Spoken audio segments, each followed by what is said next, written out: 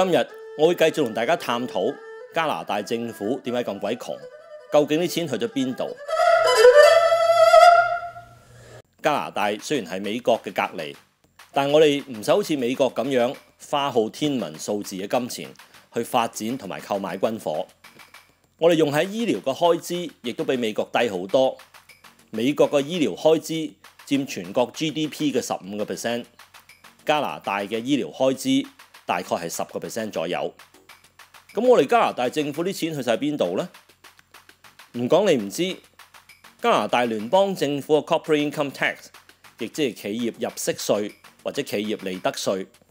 喺1960年嘅時候呢，稅率係41%，喺1970年稅率係40%，而1980年呢就係36%。喺80年代，企業入息稅喺 Mulroney 嘅時代減咗8%。由於赤字同埋國債嘅上升，90年代企業入息稅維持喺28%嘅水平。不過到咗2001年就開始大幅下跌，由2000年嘅28%減到2004年嘅21%。自由黨政府嘅財政部長 Paul Martin 喺短短4年時間，把聯邦政府嘅企業入息稅由28% 減到21%，足足減咗7%。Paul Martin 喺90年代出任財長之後，為咗平衡預算，大幅削減政府嘅開支同埋醫療撥款。由於醫療係省政府嘅必須服務，當聯邦政府俾唔夠錢嘅時候，就唯有省政府自己孭埋上身。呢啲就叫做 cost down low。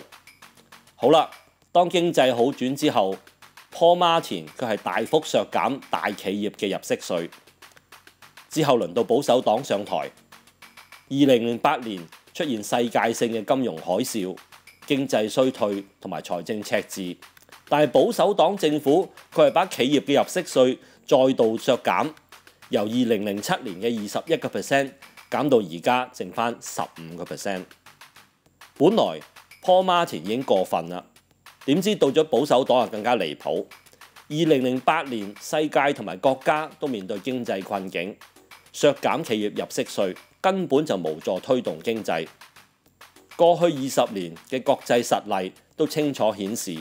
無論係日本又或者97年後嘅香港，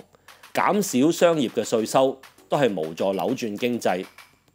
若果減稅有效，當年嘅香港、日本又或者美國嘅領導人根本就唔使咁惆悵。當然，由大商家幕後支持嘅右翼智庫會繼續推動宣傳呢啲所謂減稅靈藥，但係有趣嘅係呢啲高舉政府不干預、自由市場經濟嘅智庫，當年卻係冇企出嚟批評政府干預入市，其背後嘅利益同埋利害關係唔係好明顯咩？事實上，能夠真正獲得呢啲減稅好處嘅都係大企業，而且都係盈利極之豐厚嘅大企業，因為蝕本同埋冇錢賺嘅公司，尤其是喺經濟不景嘅時候，根本就唔使俾企業入息稅。一般中小商企，即使係除去所有開支折舊之後有錢賺，所慳嘅稅亦都係好有限。賺10萬蚊，5% 亦都只係5000蚊。不過，對於近年不斷打破盈利紀錄、年賺數十億元嘅油公司或者大銀行嚟講，所慳嘅稅佢係以億元嘅單位嚟計算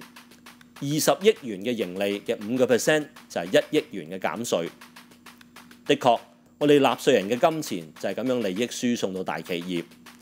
喺保守黨之前，自由黨嘅 Martin 就已經為大企業減咗1000億元嘅稅金。但係加拿大嘅競爭力，佢係冇喺呢段時間嘅大幅減稅而上升，反而由第5位跌到第16位。當然，企業傳媒同埋右翼智庫都會大聲話，政府若果唔減稅，大企業就會搬走，到時加拿大經濟就會受到打擊。係咩？就正如好多專門向 CEO、行政主管所做嘅調查都顯示，稅務寬減並非營商嘅重要因素，更加重要嘅因素有借貸嘅成本、熟練工人、專業人士、電力價格、交通網絡運輸、進入市場同埋土地嘅成本等等。企業喺加拿大投資同埋做生意係因為呢度有市場同埋有錢賺。如果喺加拿大做生意無利可圖，賺唔到錢，你政府唔收稅都冇用。聯邦嘅企業入息稅由70年代嘅40% 開始下調，喺2000年再由28% 減到目前嘅15%，減咗超過一半。若果你用1970年嘅40% 同今日比較，當時嘅稅率係而家嘅2.7倍。等我再用另外兩個角度同大家分析一下，究竟15% 嘅聯邦企業入息稅係幾咁離譜？嗱，大家知唔知道聯邦政府收我哋市民嘅個人入息稅嘅稅率係幾多呢？答案係29%。單以稅率嚟比較，個人入息稅比企業入息稅嘅稅率高出差不多1倍。但係咁仲唔單止，個人入息稅係用我哋嘅淨收入嚟計算，亦即係話我哋嘅收入係先扣咗稅，剩翻嘅錢先係用嚟交租、供樓、供車同埋支付其他生活嘅所有開支。至於企業入息稅或者利得稅，則係企業先扣晒所有開支、租金、人工、請客食飯、租車，扣除做生意嘅成本之後，若果有錢賺，先至喺賺到嗰筆錢度抽稅。若果冇錢賺就唔使俾。大家可以睇到，政府喺抽取個人同埋企業入息稅上邊用咗兩種好唔同嘅規則，同埋點樣大細超。本來喺民主社會，民選議員應該係更加重視手握選票嘅人，但係喺現實，當人變成順民，選民又唔醒覺，而大企業又會懂得捐錢同埋協助選舉，同埋照顧退休嘅政客工作需要嘅時候，政府就係咁出現呢個利益輸送嘅現象啦。40年前，聯邦政府喺每年嘅總收入裏邊，個人入息稅佔30%，今年個人入息稅佔加拿大聯邦政府總收入嘅一半，而企業入息稅則係由從前佔聯邦政府嘅總收入嘅2成，減至到現時嘅13%。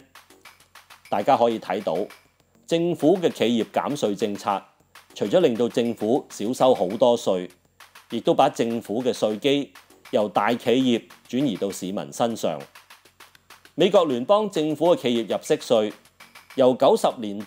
到今日都係大概35%。咁你話點解加拿大聯邦政府係需要將我哋嘅企業入息稅減到15% 呢？更加離譜嘅係，正因為加拿大嘅稅率比美國低，令到美國公司喺加拿大賺到錢，因為兩國稅率嘅差距，要把兩地稅率嘅差額向美國納稅。亦即係話，對於美國公司，加拿大政府嘅低稅率對佢哋根本就冇幫助，只係本來納俾加拿大嘅稅，而家就轉為交咗俾美國政府。加拿大政府嘅庫房去年，亦即係2012-13年度，聯邦政府收到嘅企業入息稅係350億元。若果我哋嘅稅收係維持喺30%，比美國低5% 左右，政府嘅庫房每年就可以多收300幾億元嘅稅啦。呢啲錢係可以用喺醫療、專上教育、托兒服務、老人護理、培育人才、退休金、環保、CBC、建造公共房屋、基建，又或者可以用嚟補貼郵局。You're watching Air Show.